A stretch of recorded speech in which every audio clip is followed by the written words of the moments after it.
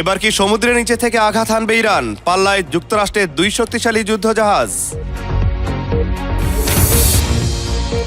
ট্রাম্পের মেগা সফরের আগেই বড় চমক, হিমালয়ের সীমান্তে মুখোমুখি দুই পরাশক্তি। আমিরাতকে চরম হুঁশিয়ারি তেহরানের, আরব উপদ্বীপে কি নিচ্ছে বড় কোনো সংঘাতের প্রস্তুতি? ধীরে সুস্থে নতুন চাল চালছেন পুতিন, বিশ্ব রাজনীতিতে রাশিয়ার নতুন সমীকরণ। হরমুজ প্রণালীতে উত্তাপ, ইরান মোতায়েন করেছে যুদ্ধজাহাজ বিধ্বংসকারী সাবমেরিন। হঠাৎ করে এমন পদক্ষেপ কেন নিল ইরান? তবে কি যুক্তরাষ্ট্রের যুদ্ধজাহাজগুলো থেকে ঘায়েল করার পরিকল্পনা সাজিয়ে ফেলেছে ইরানের সামরিক বাহিনী? কি আছে ইরানের কাছে থাকা সাবমেরিনগুলোতে? হরমুজ প্রণালীতে উত্তাপ, ইরান মোতায়েন করেছে যুদ্ধজাহাজ বিধ্বংসী সাবমেরিন। হঠাৎ করেই এমন পদক্ষেপ কেন নিল ইরান? তবে কি যুক্তরাষ্ট্রের যুদ্ধজাহাজগুলোকে ঘায়েল করার পরিকল্পনা সাজিয়ে ফেলেছে ইরানের সামরিক বাহিনী? কি আছে ইরানের কাছে থাকা সাবমেরিনগুলোতে? মধ্যপ্রাচ্যে থাকা যুক্তরাষ্ট্রের সামরিক ঘাঁটিগুলোতে পাল্টা হামলা চালাতে ক্ষেপণাস্ত্রের বহরও প্রস্তুত রেখেছে তেহরান। যে কোনো মুহূর্তে শত্রুদের ঘায়েল করতে তৈরি আছে ইরানের সশস্ত্র বাহিনী। প্রশ্ন হলো, ইরানের সামরিক বহরে ঠিক কতগুলো সাবমেরিন রয়েছে?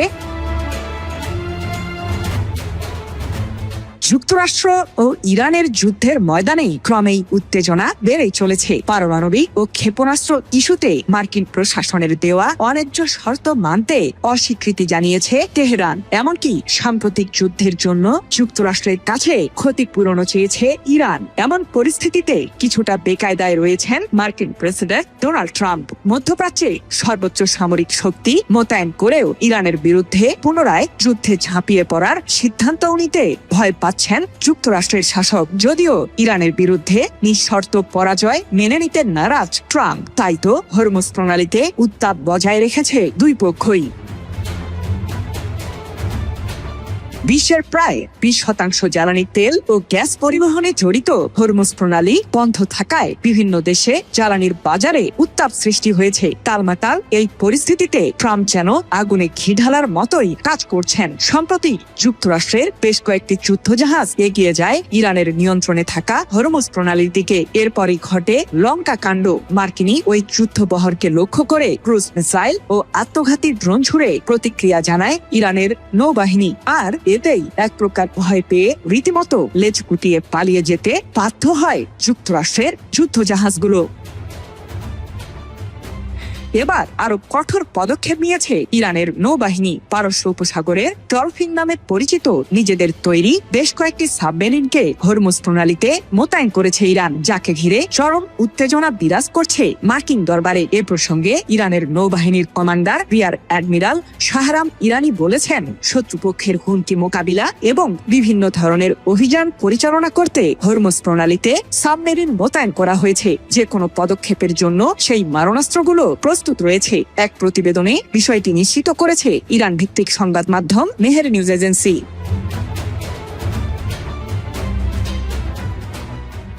এদিকে মার্কিন সামরিক বাহিনীর মাঝে ভয়ের মাত্রা বাড়িয়ে তুলতে নিজেদের মিসাইল ও আত্মঘাতী ড্রোনের বহরকে ঘিরে নতুন তথ্য দিয়েছেন ইরানের সর্বোচ্চ প্রতিরক্ষা বাহিনী IRGCর অ্যারোস্পেস ফোর্সের কমান্ডার ব্রিগেডিয়ার জেনারেল মাজিদ মুসাভি, যার জন্য হয়তো মোটেও প্রস্তুত ছিলেন না মার্কিন প্রেসিডেন্ট ট্রাম্প। হিমালয়ের বরফ শীতল পাহাড়ে আবার উত্তাপ, সালেহ সীমান্ত উত্তেজনা প্রশমনে দুই দেশের একটি চুক্তিতে পৌঁছলেও পর্দার আড়ালে লড়াই থামেনি এক মুহূর্তের জন্যও। এবার কেন্দ্রবিন্দুতে কাশ্মীরের বিতর্কিত সাকসাম উপত্যকা। ভারতের করা প্রতিবাদ আর দাবিকে স্রেফ তুড়ি মেরে উড়িয়ে দিয়ে বেইজিংকে জানিয়ে দিয়েছে এই ভূখণ্ড চীনের অবিচ্ছেদ্য অংশ। হিমালয়ের বরফ শীতল পাহাড়ে আবারও উত্তাপ। 2024 সালে সীমান্ত উত্তেজনা প্রশমনে দুই দেশ একটি চুক্তিতে পৌঁছালেও পর্দার আড়ালে লড়াই থামেনি এক মুহূর্তের জন্যও। এবার কেন্দ্রবিন্দুতে কাশ্মীরের বিতর্কিত সাকসাম উপত্যকা। ভারতের কড়া প্রতিবাদ আর দাবিকে স্রেফ তুড়ি মেরে উড়িয়ে দিয়ে বেইজিং জানিয়ে দিয়েছে এই ভূখণ্ড চীনের অবিচ্ছেদ্য অংশ। কিন্তু প্রশ্ন হলো, ডোনাল্ড ট্রাম্পের আসন্ন চীন সফরের ঠিক আগো মুহূর্তে কেন হঠাৎ এই পুরনো ক্ষত নতুন করে খুঁচিয়ে তোলা হচ্ছে? তবে কি দক্ষিণ এশিয়ায় ভারতের আধিপত্য খর্ব করতে চীন ও পাকিস্তান এক নতুন মেরুকরণে ব্যস্ত? গত শুক্রবার ভারতের পররাষ্ট্র মন্ত্রণালয় দাবি করে শাকসগাম উপত্যকা ভারতের নিজস্ব ভূখণ্ড, সেখানে চীনের যে কোনো পরিকাঠামো নির্মাণ অবৈধ।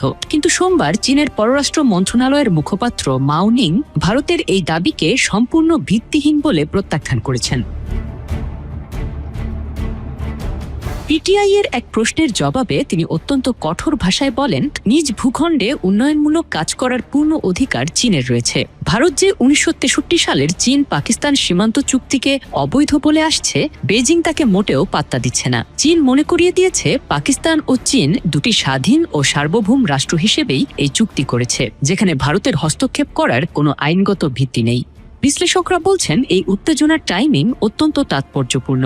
মার্কিন প্রেসিডেন্ট ডোনাল্ড ট্রাম্পের আসন্ন চীন সফরের প্রাক্কালে ভারত হয়তো চেয়েছিল চীনের ওপর আন্তর্জাতিক চাপ তৈরি করতে, কিন্তু বেইজিং স্পষ্ট করে দিয়েছে ওয়াশিংটনের সাথে তাদের দ্বিপাক্ষিক সমীকরণ যাই হোক না কেন, সার্বভৌমত্বের প্রশ্নে তারা এক চুলও ছাড় দিবে না। বিশেষ করে চীন পাকিস্তান অর্থনৈতিক করিডোর বা শিপেক নিয়ে ভারতের আপত্তির কোনো মূল্য বেইজিং এর কাছে নেই। চীন পরিষ্কার বার্তা দিয়েছে, সীমান্ত নিয়ে তারা পাকিস্তানের সাথে যে সমঝোতায় পৌঁছেছে তা অটল। ভারতের প্রয়োজনীয় পদক্ষেপ নেওয়ার হুমকি চীনের সামরিক শক্তির সামনে যে নেহাতুই কাগুজে বাঘ, তা আবারও প্রমাণিত হলো। 2020 সালের গালওয়ান সংঘর্ষের পর থেকেই ভারত কোণঠাসা হয়ে পড়েছে। একদিকে অরুণাচল বা জাংনান প্রদেশের বিভিন্ন স্থানের নাম পরিবর্তন করে চীন তার অধিকার জানান দিচ্ছে, অন্যদিকে লাদাখ ও কাশ্মীরে একের পর এক বাংকার ও রাস্তা তৈরি করে ভারতের প্রতিরক্ষা ব্যূহকে চ্যালেঞ্জ ছুড়ে দিচ্ছে। 2024 সালের চুক্তি সত্ত্বেও বেইজিং এর এই আগ্রাসী ভঙ্গি প্রমাণ করে নরেন্দ্র মোদী সরকারের প্রতিবেশী নীতি বড় ধরনের ব্যর্থতার মুখে পড়েছে। দক্ষিণ এশিয়ায় ভারত যে তার বন্ধু ও প্রভাব উভয় হারাচ্ছে, তা এখন দিবালোকের মতো স্পষ্ট। শাকসগাম উপত্যকা নিয়ে চীনের এই অনড় অবস্থান ভারতের জন্য এক বড় কূটনৈতিক পরাজয়। ট্রাম্পের সফরের আগে ভারতকে একঘরে করে দেওয়ার এই কৌশল বেইজিং খুব সুনিপুণভাবে বাস্তবায়ন করছে।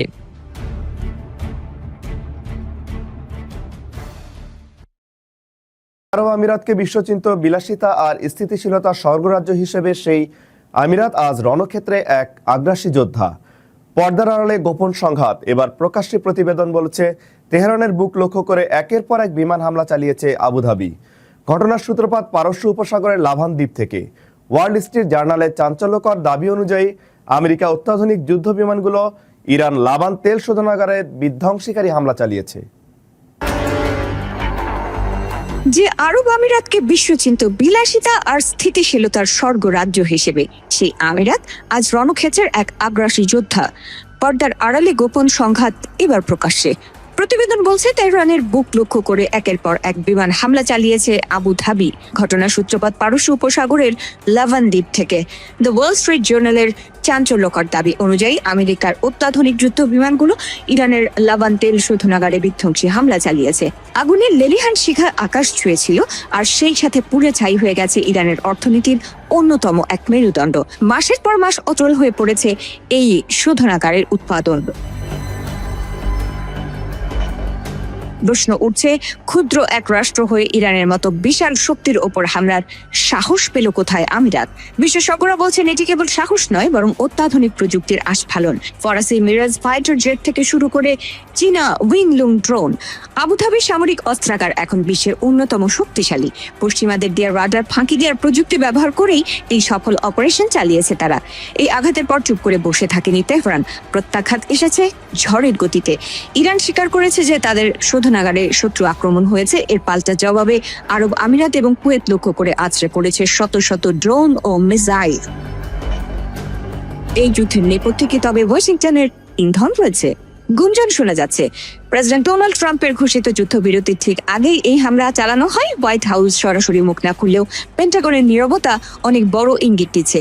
অনেক বিশেষজ্ঞের মতে, ইরানের প্রভাব খর্ব করতে আরব মিত্রদের সরাসরি যুদ্ধে নামিয়ে এক নতুন সমীকরণ তৈরি করছে আমেরিকা। যুদ্ধ কেবল আকাশপথে নয়, শুরু হয়েছে টেবিলে আর নথিপত্রেও। দুবাইয়ে থাকা ইরানি স্কুল, ক্লাব এবং বাণিজ্যিক প্রতিষ্ঠানগুলোকে তালা ঝুলিয়ে দিয়েছে আমিরাত। কড়াকড়ি করা হয়েছে ভিসায়। দীর্ঘদিনের বাণিজ্যিক বন্ধু আজ চরম শত্রুতে পরিণত হয়েছে। ইরানের অর্থনৈতিক লাইফ লাইন হিসেবে পরিচিত দুবাইয়ের পথ বন্ধ হওয়ায় তেহরান এখন কার্যত কোণঠাসা। বিশ্লেষকদের মতে, এটি কেবল দুটি দেশের যুদ্ধ নয়, বরং পুরো মধ্যপ্রাচ্যের স্থিতিশীলতার কফিনের শেষ পেরেক। দিনা এসফেন্ডিয়ারির মতো বিশ্লেষকেরা মনে করছেন আমিরাত সরাসরি যুদ্ধপক্ষ হওয়ায় এই অঞ্চলের শান্তি আলোচনার পথ পুরোপুরি রুদ্ধ হয়ে গেল। তেহরান এখন চেষ্টা করবে জিপিএ-ভুক্ত অন্য দেশগুলোর সাথে আমিরাতের ফাটল ধরানোর। পর্যটন আর বাণিজ্যের কেন্দ্রবিন্দু দুবাই আজ ক্ষেপণাস্ত্রের নিশানায়। হাজার হাজার মানুষ আতঙ্কে দিন কাটাচ্ছে। এক সময়ের শান্ত উপসাগর কি তবে তৃতীয় বিশ্বযুদ্ধের সলতে পাকিয়ে দিচ্ছে? আবুধাবির এই সরাসরি আঘাত কি ইরান সহজেই ভুলে যাবে, নাকি সামনে থেকে আসছে আরো বড় কোনো প্রলয়? বিশ্বজুড়ে আবারও পারমাণবিক শক্তির প্রতিযোগিতা বাড়ছে। ইউক্রেন যুদ্ধ, ন্যাটোর বিস্তার এবং আমেরিকার সঙ্গে বাড়তে থাকা উত্তেজনার মধ্যে নতুন ধরনের ভয়ঙ্কর অস্ত্র সামনে আনছে রাশিয়া। সেই অস্ত্রের নাম পোসাইডেন। এটি একটি টর্পেডো, তবে বিশেষত্ব হলো এটি পারমাণবিক শক্তি চালিত। এছাড়াও পানির নিচ দিয়ে অতি গোপনে ভয়াবহ পারমাণবিক হামলা চালাতে সক্ষম রাশিয়ার এই অস্ত্র। বিশ্বজুড়ে আবারও পারমাণবিক শক্তির প্রতিযোগিতা বাড়ছে। ইউক্রেন যুদ্ধ, ন্যাটোর বিস্তার এবং আমেরিকার সঙ্গে বাড়তে থাকা উত্তেজনার মধ্যে নতুন ধরনের ভয়ঙ্কর অস্ত্র সামনে আনছে রাশিয়া। সেই অস্ত্রের নাম পোসাইডন। এটি একটি টর্পেডো, তবে এর বিশেষত্ব হলো এটি পারমাণবিক শক্তি চালিত। এছাড়া পানির নিচ দিয়ে অতি গোপনে ভয়াবহ পারমাণবিক হামলা চালাতে সক্ষম রাশিয়ার এই অস্ত্র। মূলত যুক্তরাষ্ট্রের ক্ষেপণাস্ত্র প্রতিরক্ষা ব্যবস্থাকে ফাঁকি দিয়ে পাল্টা হামলা চালাতে এই অস্ত্র মোতায়েন করেছে রাশিয়া। কারণ মস্কোর আশঙ্কা ভবিষ্যতে আমেরিকা এমন প্রযুক্তি তৈরি করতে পারে যা রাশিয়ার প্রচলিত পারমাণবিক ক্ষেপণাস্ত্র ধ্বংস করে দিতে সক্ষম হবে। তাই রাশিয়া এমন একটি অস্ত্র তৈরি করছে যা সমুদ্রের গভীর দিয়ে গোপনে আমেরিকার উপকূলে পৌঁছে পারমাণবিক হামলা চালাতে পারবে। বিশ্লেষকদের মতে এই অস্ত্র মোতায়েন হলে আমেরিকার ও পশ্চিমা দেশগুলোর সঙ্গে রাশিয়ার অস্ত্র প্রতিযোগিতা আরো তীব্র হতে পারে। একই সঙ্গে সমুদ্রের নিচে পারমাণবিক সংঘাতের নতুন ঝুঁকিও তৈরি হবে। পোসাইডনকে অনেক বিশেষজ্ঞ ডুমসডে টর্পেডো বলেও উল্লেখ করেন, কারণ এটি পারমাণবিক ওয়ারহেড বহন করতে পারে এবং উপকূলীয় শহর, নৌঘাটি, গুরুত্বপূর্ণ অবকাঠামো বা বিমানবাহী রণতরীবহরে ভয়াবহ হামলা চালাতে সক্ষম হতে পারে।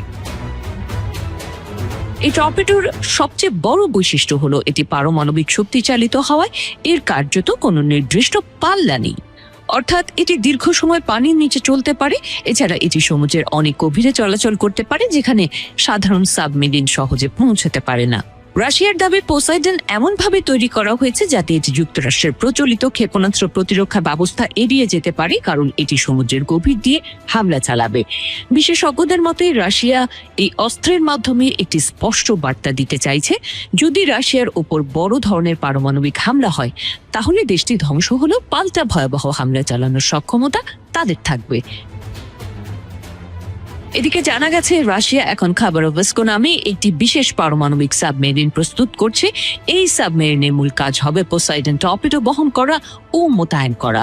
খাবারোভস্কো সাবমেরিনটি বর্তমানে রাশিয়ার আর্কটিক অঞ্চলের সেভেরোদভিন্স্কে চূড়ান্ত প্রতিযোগিতার মধ্যে রয়েছে। এটি প্রায় 135 কিলোমিটার দীর্ঘ এবং বিশেষভাবে পোসাইডনের জন্য তৈরি করা হয়েছে। ধারণা করা হচ্ছে একটি সাবমেরিনের সর্বোচ্চ 6টি পোসাইডন টর্পেডো রাখা যাবে। বিশ্লেষকদের মতে রাশিয়ার পোসাইডন আমেরিকার জন্য নতুন ধরনের নিরাপত্তা সংকট তৈরি করছে, কারণ বর্তমানে মার্কিন নৌবাহিনীর কাছে এমন দীর্ঘ পাল্লার পানির নিচের পারমাণবিক টর্পেডো মোকাবেলার কার্যকর ব্যবস্থা তেমন একটা নেই। গাজীপুরের কাশিমপুরে মাদক বিরোধী বিশেষ অভিযানে প্রায় 16 লাখ টাকা মূল্যের হেরোইন ও ইয়াবাসহ 10 মাদক কারবারিকে গ্রেপ্তার করেছে পুলিশ। সোমবার সন্ধ্যায় কাশিমপুর থানাধীন মাধবপুর ও রওশন মার্কেট এলাকায় এই অভিযান পরিচালনা করা হয়। সহকারী পুলিশ কমিশনার কোনাবাড়ি জোনের নেতৃত্বে অভিযানে অংশ নেয় কাশিমপুর থানার পুলিশ। পুলিশ জানায় অভিযানে 155 গ্রাম হেরোইন ও 3 পিস ইয়াবা উদ্ধার করা হয়। গ্রেপ্তারকৃতদের মধ্যে 1 জন পুরুষ ও 9 জন নারী রয়েছেন।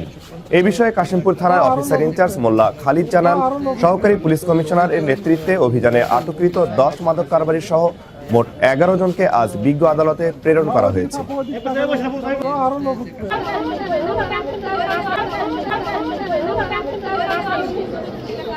মানিকগঞ্জে ঘিওরে পূর্ব শত্রুতা জেরে একটি ঘোড়ার পায়ের রক কেটে দেওয়ার অভিযোগ উঠেছে নাইম নামে এক যুবকের বিরুদ্ধে। মঙ্গলবার রাতে কোনো এক সময় ঘিওর উপজেলার পয়লা ইউনিয়নের পূর্বপাড়া গ্রামের মোহাম্মদ ঘটু মিয়ার পুকুরপাড় এলাকায় এই ঘটনা ঘটে। এই ঘটনায় ঘোড়ার মালিক মোহাম্মদ আবু মিয়া বাদী হয়ে ঘিওর থানায় লিখিত অভিযোগ দায়ের করেছেন। অভিযুক্ত নাইম উপজেলার বাংলা গ্রামের খৈমুদ্দিনের ছেলে বলে অভিযোগে উল্লেখ করা হয়েছে। ঘিওর উপজেলার প্রাণী সম্পদ কর্মকর্তা ডাক্তার পার্বতী পাল বলেন, অভিযোগকারী তার কার্যালয়ে এসেছিলেন, ঘটনাস্থলে চিকিৎসক পাঠানো হয়েছে। পরিস্থিতি দেখে প্রয়োজনীয় ব্যবস্থা গ্রহণ করা হবে।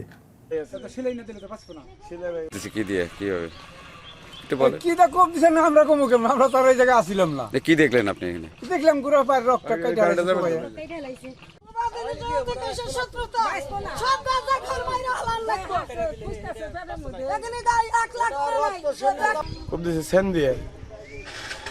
সত্য আছে আমার দুইটা দিত বা আমার যে কিছু করতো, কিন্তু তুই ঘুরার বলে লোকেশন থেকে বলেন নাই ভিসা আছে আর কি।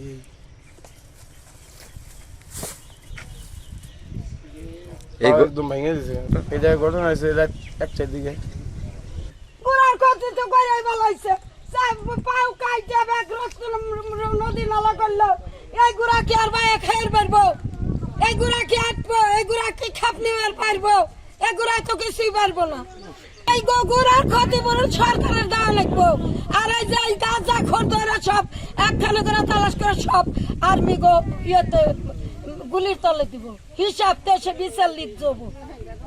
পাও কেটে হালাইছে, এটার বিচার চাই। রক্ত পড়তেছে ওরা যায় কয় কুবাইছে, আমি তো বলছি হিয়ালে কামড়াইছে, কুবাইছে। টাঙ্গাইলের মির্জাপুরে আসন্ন ঈদুল আজহাকে সামনে রেখে ব্যস্ত সময় পার করছেন গরু খামারিরা। চাহিদা তুলনায় বেশি গবাদি পশু প্রস্তুত করেছেন তারা। তবে গোখাদ্যের বাড়তি দাম ও বাজারের অনিশ্চয়তা নিয়ে শঙ্কায় রয়েছেন খামার সংশ্লিষ্টরা। খামারিদের দাবি, বিদেশি গরু আমদানি নিয়ন্ত্রণ করা হলে ন্যায্য দাম পেয়ে টিকে থাকতে পারবেন তারা এবং নতুন উদ্যোক্তা তৈরি হবেন। চাহিদা তুলনায় বেশি গবাদি পশু উৎপাদন করে স্বস্তিতে থাকলেও গোখাদ্যের দাম বৃদ্ধি ও বাজার অনিশ্চয়তা নতুন করে ভাবিয়ে তুলছে মির্জাপুর খামারিদের। তবে টিকে থাকা এবং নতুন উদ্যোক্তা তৈরি করতে প্রয়োজন নীতিগত সহায়তা ও বাজার সুরক্ষা। 2-3 বছর ধরে গরু লালন পালন করে আসছি। তো এইবার আমার 20-30টার মতো গরু আছে। এই গরুগুলোকে আমি খড়, ঘাস, কুড়া, ভুসি এগুলা খাওয়িয়ে মোটা তাজা করছি। যাই হোক, আমাদের গত বছরও লস হয়েছে। তো এই বছর আশা করতেছি যে ইন্ডিয়া থেকে যদি গরু না আসে তাহলে হয়তো আমরা কিছু লাভবান হতে পারবো। তবে খাদ্যের দাম সেভাবে আসলে আমাদের খামার করা উপযোগী আমরা করতে পারি না। দেখা যাবে আমাদের খামারি বাদ দিতে হবে। এখানে 28টা গরু আছে, বেচার যোগ্য হয়েছে 20টা, দাচ্ছে আর কি 20টা, আর হয়তো দাঁতে নাই। একটা বছর ধরে আমরা পরিশ্রম কর বানিয়েছি, একটা বছর ধরে পাল বানিয়েছি। এখন বেচার যোগ্য 20টা আছে। এই 20টা আমরা ইনশাল্লাহ কোরবানি দিয়ে সারম নিয়ত আছে। আমরা যে খাদ্যগুনা খাওয়াই, তাজা ঘাস কেটে না খাওয়াই, তাছাড়া মনে করেন যে দানাদার খাদ্যটা খাওয়াই।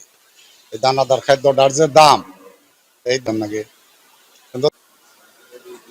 আমাদের এখানে আমরা পবিত্র ঈদুল আজহা উপলক্ষে আমাদের উপজেলা প্রাণী সম্পদ দপ্তর ভেটেরিনারি হাসপাতাল পর্যাপ্ত প্রস্তুতি গ্রহণ করেছে। আমাদের মির্জাপুরে আমাদের যে চাহিদা আছে সেই চাহিদার তুলনায় অনেক বেশি আমাদের গরু এবং ছাগল আছে। গত 3 বছর যাবত আমরা যে প্যাটার্নটা দেখতেছি, আমাদের মির্জাপুরে যে গরু এবং ছাগল আছে তা দিয়ে আমাদের মির্জাপুরের চাহিদা পূরণ করেও আমরা ঢাকা সহ সারা দেশে এই গরু এবং ছাগলগুলো আমরা চাহিদা পূরণের জন্য আমরা পাঠাতে। আমরা গত 2 সপ্তাহ আগে আমাদের মন্ত্রণালয় এবং অধিদপ্তর এবং বিভিন্ন আন্তঃমন্ত্রণালয় একটি বৈঠক হয়েছে। সেখানে আমাদের মন্ত্রী মহোদয় স্পষ্টভাবে জানিয়ে দিয়েছেন আমাদের যে চাহিদা, আমাদের সারা দেশে যে চাহিদা আছে গরু এবং ছাগলের, তার থেকে 22 লক্ষ গরু এবং ছাগল বেশি আছে। উনি একদম স্পষ্ট ভাষায় বলে দিয়েছেন বাইরে থেকে বা পার্শ্ববর্তী দেশ থেকে যেন কোনোভাবেই আমাদের দেশে তাদের গরু ছাগল না প্রবেশ করতে পারে, এর জন্য তিনি প্রয়োজনীয় নির্দেশনা প্রদান করেছেন।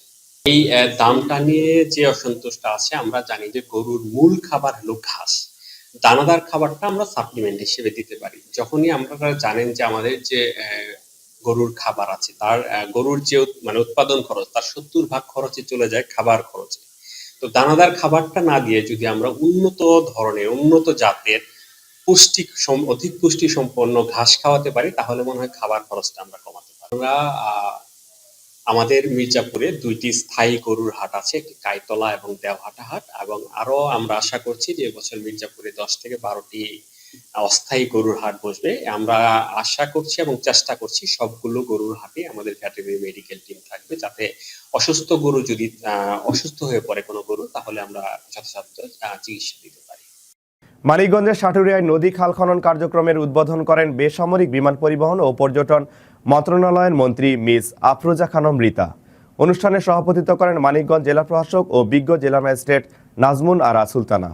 বিশেষ অতিথি হিসেবে উপস্থিত ছিলেন মানিকগঞ্জ জেলার অতিরিক্ত পুলিশ সুপার সালাউদ্দিন। এ সময় আরও উপস্থিত ছিলেন সাটুরিয়া উপজেলার নির্বাহী কর্মকর্তা কাজী মোহাম্মদ অনিক ইসলাম, উপজেলা সহকারী কমিশনার মৌমিতা গুহ ইভা, সাটুরিয়া থানার অফিসার ইনচার্জ মোহাম্মদ মোশাররফ হোসেন সহ বিভিন্ন সরকারি দপ্তরের কর্মকর্তারা। আমরা এবং পর্যটন মন্ত্রী হয়তো তারা ভালো হয়ে চলবে, নয়তো তারা এলাকায় থাকবে না। জনাব আফরোজা খানম। লেবাননের দক্ষিণাঞ্চলে ইসরায়েলি ড্রোন হামলায় সাতক্ষীরা 2 বাংলাদেশি প্রবাসী নিহত হয়েছেন। সোমবার দুপুরে লেবাননের নাবাতিয়াহু এলাকায় জেবদিন গ্রামে তাদের আবাসস্থলে এ ঘটনা ঘটে। নিহতের খবরে সাতক্ষীরা 2 পরিবারে নেমে এসেছে শোকের ছায়া। নিহতরা হলেন সাতক্ষীরা সদর উপজেলার ধুলিহার ইউনিয়নের ভালুকা চাঁদপুর গ্রামের শফিকুল ইসলাম এবং আশাশুনি উপজেলার কাদাকাটি গ্রামের মোহাম্মদ নাহিদুল ইসলাম। লেবানন ও ইসরায়েলের মধ্যে 10 দিনের যুদ্ধবিরতির ঘোষণা দিলেও হিজবুল্লাহ ও ইসরায়েলি বাহিনীর সংঘাত এখনও থামেনি। লেবাননের স্বাস্থ্য মন্ত্রণালয়ের তথ্য মতে গত মার্চ থেকে শুরু হওয়া ইসরায়েলি অভিযানে এখন পর্যন্ত প্রায় 2869 জন নিহত হয়েছেন। সমস্যা নেই, যুদ্ধ হয় দুরুস্তানের দিকে হয়, আমাদের এই জায়গায় হয় না। কারণ এই জায়গা থেকে একবার ফোন করে বলতিস কি যে তোমার কাছে দুলাভাই ফোন করিল নাই। আমি বলতে ফোন তো করিনি, তো তোমাদের কাছে করিনি। বলতেছে কি ফোন করিনি, ওদের কোনো নাম্বারে যোগাযোগ পাতিনি। তো কালকে ওদের পাশে বোম পড়িছে, আমরা এখন যাচ্তেছি দেখতে, যেই দেখি যা হয় তোমার জানাবানে। তারা আসাদুল্লাহ যেই দেখে সামনে কিচ্ছু নেই, সব পুরি ছাই হয়ে গেছে। বলতেছে কি এ জায়গায় কিচ্ছু নেই। আমার বুকের খাঁচা ভাঙছি না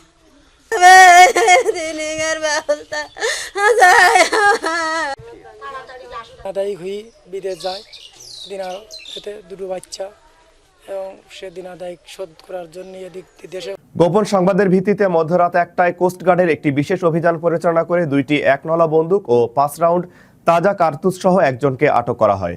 আটককৃত ডাকাত জাহিদুল ইসলাম ওরফে মেজো জাহাঙ্গীর নড়াইল জেলার নলাগাতি থানার বাসিন্দা। সে দীর্ঘদিন যাবৎ এই বাহিনীর প্রধান হিসেবে সুন্দরবনে ডাকাতি এবং সাধারণ জেলেদের জিম্মি করে মুক্তিপণ আদায় করে আসছিল। জব্দকৃত অস্ত্র, গোলাবারুদ ও আটককৃত ডাকাতের পরবর্তী আইনানুগ ব্যবস্থা গ্রহণের কার্যক্রম প্রক্রিয়াধীন রয়েছে বলে জানা গেছে।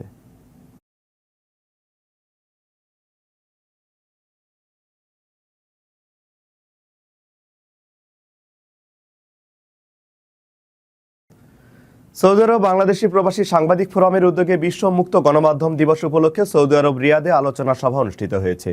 সৌদি আরব বাংলাদেশ প্রবাসী সাংবাদিক ফোরামের ভারপ্রাপ্ত সভাপতি মোহনা টিভির সৌদি আরব প্রতিনিধি জাহাঙ্গীর আলম হৃদয়ের সভাপতিত্বে, সাধারণ সম্পাদক বাংলা টিভির সৌদি আরব প্রতিনিধি ফকির আলমিনের সঞ্চালনায় প্রধান অতিথি হিসেবে উপস্থিত ছিলেন ফোরামের উপদেষ্টা এশিয়ান টিভি সৌদি আরব প্রতিনিধি আবদুল্লাহ আল মামুন। বিশেষ অতিথি হিসেবে উপস্থিত ছিলেন ফোরামের সিনিয়র যুগ্ম সাধারণ সম্পাদক সকাল টেলিভিশনের সৌদি আরব প্রতিনিধি মোহাম্মদ ফারুক, শাহাদত হোসেন ও আরিফুল ইসলাম। কর্তৃক আয়োজিত আজকের আমাদের এই আলোচনা সভা বিশ্ব গণমাধ্যম দিবস উপলক্ষে সম্পাদক বিশ্ব গণমাধ্যম দিবসে আমার দুঃখ প্রকাশ করছি। গাইবান্ধা জেলা সাব রেজিস্ট্রার অফিসে দীর্ঘদিন ধরে চলা অনিয়ম, দুর্নীতি এবং একটি অনির্বাচিত কমিটির মাধ্যমে সাধারণ জমি ক্রেতা বিক্রেতাদের কাছ থেকে অতিরিক্ত অর্থ আদায়ের প্রতিবাদে মানববন্ধন অনুষ্ঠিত হয়েছে। মঙ্গলবার দুপুর 12টায় জেলা সাব রেজিস্ট্রার কার্যালয়ের সামনে গাইবান্ধা জেলা সচেতন নাগরিকবৃন্দ এর ব্যানারে এই কর্মসূচি পালিত হয়। বক্তারা হুঁশিয়ারি দিয়ে বলেন, যদি দ্রুত এই অনির্বাচিত কমিটি বিলুপ্ত করে দুর্নীতি বন্ধ না করা হয় তবে আগামীতে আরও কঠোর কর্মসূচি পালন করা হবে। মানববন্ধনে স্থানীয় বিভিন্ন শ্রেণী পেশার মানুষ এবং ভুক্তভোগী সাধারণ নাগরিকরা উপস্থিত ছিলেন। সেক্রেটারি সাহেব অবৈধভাবে আমাদেরকে আক্রমণ করে এবং রাত্রেবেলা সে সংবাদ সম্মেলন করে বলে চাঁদার কিছু বিষয় আছে, তাহলে সে কি হিসাবে বললো যে কিছু চাঁদাবাদ এসে চাঁদা চেয়েছে এবং নীরব ভূমিকায় এই সাব রেজিস্ট্রার অফিসে যে চাঁদাবাজিটা হচ্ছে, আমরা এর পতন চাই।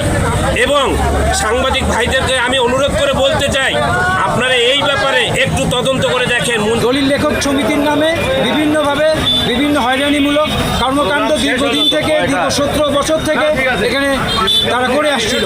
এটার প্রতিবাদ স্বরূপ আমরা আজকে মানববন্ধন করেছি যে সাধারণ নাগরিক সচেতন নাগরিক কমিটির আহ্বানে এবং সড়ক অবরোধ করেছি। এই পুরোটাই অবৈধ, কাগজ কলমে নাই, ইলেকশনে নাই, কোনো কিছু নাই। এই সাব রেজিস্ট্রি অফিসে আমরা যারাই দলিল করতে যাই এই সাব রেজিস্ট্রি অফিসে এই মোস্তা মল্লিক নামক যে চাঁদাবাজ, এই চাঁদাবাজ আমাদের দলিলগুলোকে পার করতে দেয় না। বিদ্যুৎ জ্বালানি ও খনিজ সম্পদ মন্ত্রী ইকবাল হাসান মাহমুদ টুকু বলেছেন, গত 17 বছর দেশে একটি ফ্যাসিবাদী সরকার ক্ষমতায় ছিল। তারা দেশীয় সম্পদকে অবহেলা করে বিদেশ থেকে জ্বালানি আমদানির উপর নির্ভরশীলতা বাড়িয়েছিল, অথচ দেশের নিজস্ব সম্পদ কাজে লাগিয়ে জ্বালানি নিরাপত্তা নিশ্চিত করা সম্ভব ছিল বলে তিনি মন্তব্য করেন। বৈঠকে উপস্থিত ছিলেন বড়পুকুরিয়া তাপবিদ্যুৎ কেন্দ্র, বড়পুকুরিয়া কয়লা খনি এবং মধ্যপাড়া পাথর খনি কর্তৃপক্ষ, এজেডএম রেজারুল হক সহ জেলা বিএনপির সকল সদস্যবৃন্দ উপস্থিত ছিলেন। দেশীয় সম্পদকে অবহেলা করে বিদেশি ইম্পোর্ট করার ব্যবস্থা করেছিল। আমরা গত ইলেকশনে নির্বাচিত হয়ে আমাদের প্রধানমন্ত্রী মনে করেন আমরা জনগণের সরকার, এবং জনগণের যে সম্পদ আছে সেই সম্পদটাকে আমরা আহরণ করতে চাই।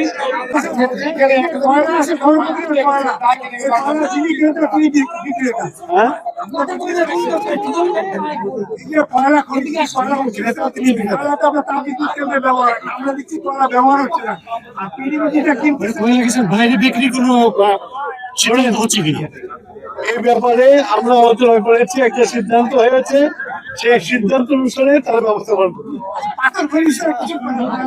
আমরা এখন যাচ্ছি, ওখানে যে দেখবো সেটাও যেন ব্যবহার নিশ্চিত হয় সেটাও করবো। গত 17 বছরে সরকারের আমল হচ্ছে, আমাদের আমলে আমরা চেষ্টা করছি। দিনাজপুরের চিরিমবন্দর উপজেলার 35 জমিকে ভাগাভাগিকে কেন্দ্র করে দুই ভাইয়ের মধ্যে নৃশংস হামলা এবং বাবা ও বড় ভাই নিহত হয়েছেন। মঙ্গলবার উপজেলার ফতেজংপুর ইউনিয়নের 3 নম্বর ওয়ার্ডের ট্যাপাপাড়া গ্রামে এ ঘটনা ঘটে। অভিযুক্ত ঘাতক দুই ভাই যথাক্রমে মোহাম্মদ সাদিকুল ইসলাম ও মোহাম্মদ সাকিব। তারা ঘটনার পর থেকেই পারিবারিকভাবে এলাকা ছেড়ে আত্মগোপনে রয়েছেন বলে জানা গেছে। চিরিবন্দর থানায় পুলিশ সংবাদ পেয়ে ঘটনাস্থল পরিদর্শন করেছেন। পুলিশ জানিয়েছেন বিষয়টি তদন্তাধীন রয়েছে এবং আসামিদের গ্রেপ্তারের অভিযান শুরু হয়েছে। এলাকায় বর্তমানে থমথমে পরিস্থিতি বিরাজ করছে।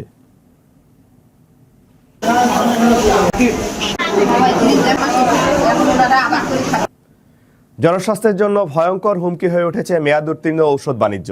আর সেই অভিযোগের ভিত্তিতে সোমবার নীলফামারীর ডিমলা মেডিকেল মোড় এলাকায় ফার্মেসিগুলোতে পরিচালিত হয়েছে ভ্রাম্যমাণ আদালতের অভিযান। অভিযানে বিভিন্ন ফার্মেসিতে পাওয়া যায় মেয়াদ উত্তীর্ণ নানা ব্র্যান্ডের ঔষধ। অভিযোগ রয়েছে সাধারণত রোগীদের কাছে বিক্রির উদ্দেশ্যে এই ঔষধ দোকানে সংরক্ষণ করা হয়েছিল। পরে ঘটনাস্থলেই বিপুল পরিমাণ মেয়াদ উত্তীর্ণ ঔষধ জব্দ করা হয়। প্রশাসনের এমন কঠোর অভিযানে স্বস্তি প্রকাশ করেছে স্থানীয়রা। সচেতন মহল বলেছেন, নিয়মিত নজরদারি অব্যাহত থাকলে বন্ধ হবে মেয়াদ উত্তীর্ণ ঔষধের অবাধ বাণিজ্য।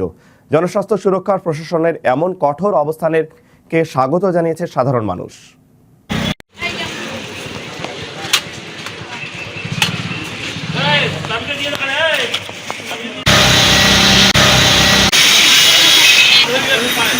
জমকালো আয়োজনের মধ্য দিয়ে নতুন ধারা গণমাধ্যম এশিয়া পোস্টের কার্যক্রমের শুভ উদ্বোধন অনুষ্ঠিত হয়েছে।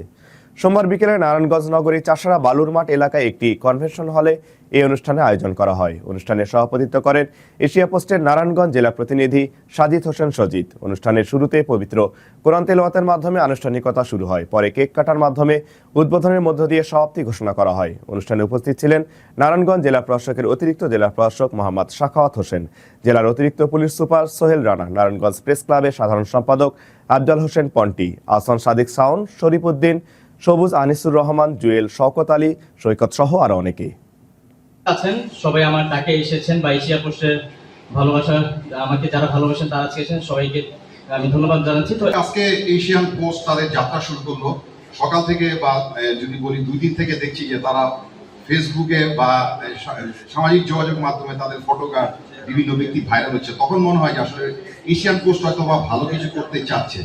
তো এই ক্ষেত্রে তাদেরকে একটি শুভকামনা থাকবে, তারা যেন দীর্ঘ সময় পর্যন্ত টিকিয়ে থাকে। দেশের বিরাজমান পরিস্থিতি, কথিত গণতন্ত্রের দুরবস্থা,